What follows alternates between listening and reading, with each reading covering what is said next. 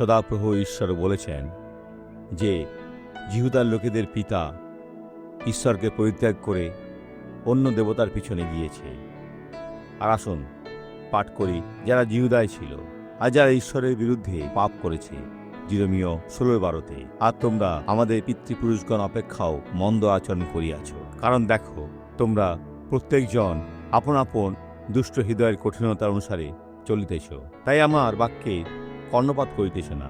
যারা জাদুবিদ্যায় পতিত হয় সে ব্যক্তির থেকে খারাপ করে না, যে বলে আমি আমার মনের আজ্ঞা পালন করি।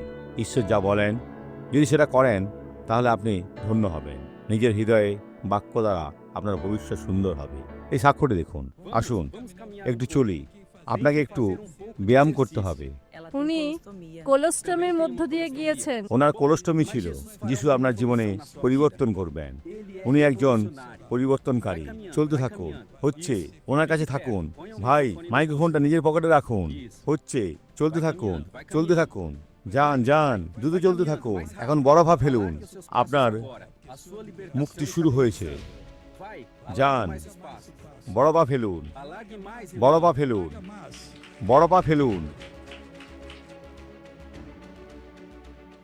আসুন প্রার্থনা করি। পিতা, যে ব্যক্তি প্রার্থনা করছে তাদের সবাইকে আশীর্বাদ করি।